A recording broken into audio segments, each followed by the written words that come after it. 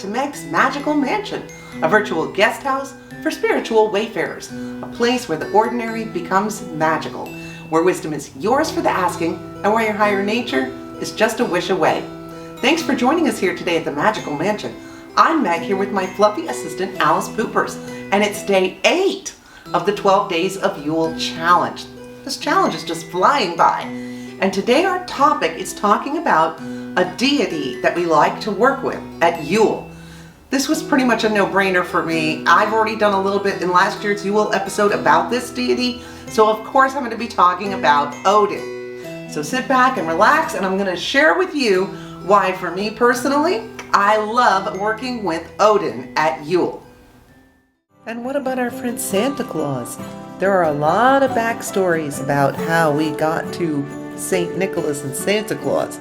St. Nicholas actually was a real person who lived in Turkey in the early days of Christianity and was known for giving gifts.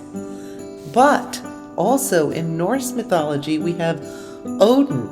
And at this time of year at Yule, he had the wild hunt of the dead. It was like a ghost hunt in the sky, with Odin's 8-legged horse pulling his chariot through the skies.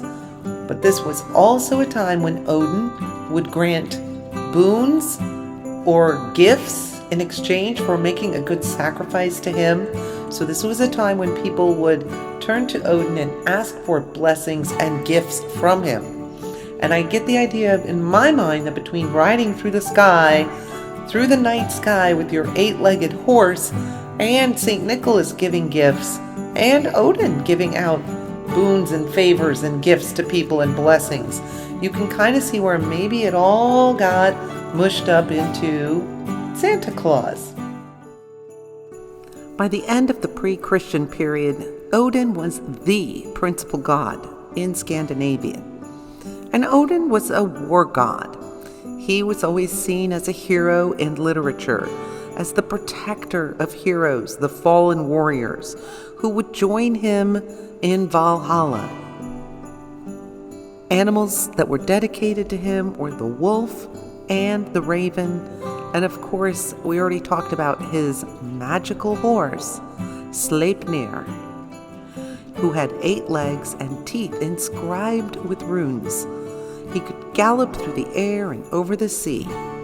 And amongst all of the pantheon of Norse gods and goddesses, Odin was seen as a magician, a great magician, associated with the runes. So a great way to work with Odin at this time of year is to do divination using runes. Odin was also the god of poetry and poets. Many say his outward appearance would be of an old man, tall, with a long flowing beard, and only one eye, because the other he had given in exchange for wisdom. And he was usually seen wearing some sort of hat and wide-brimmed hat, carrying a spear.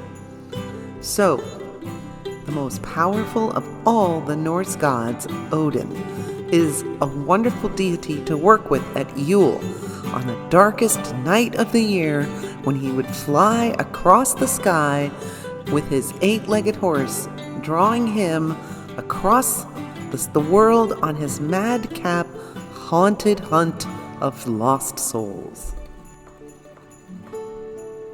And the longest night of the year is a night when I often make attempts to connect with loved ones who have passed over into spirit world, or any spirits who may want to pass a message along to me. And divination practices with runes are a wonderful way to access and use the power of Odin this Yule. And that's a quick look at Odin and a few reasons why I love working with him and working with Odin's energy at Yule. I think it makes sense. At least for me it does. And don't forget, in the words of Buddha, 1,000 candles can be lit from a single candle, and the life of the candle will not be shortened. Happiness never decreases by being shared. So thank you for sharing your time and effort and energy with us here today at the Magical Mansion. And don't forget to check back tomorrow.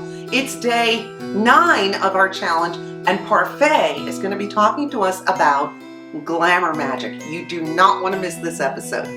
Till then,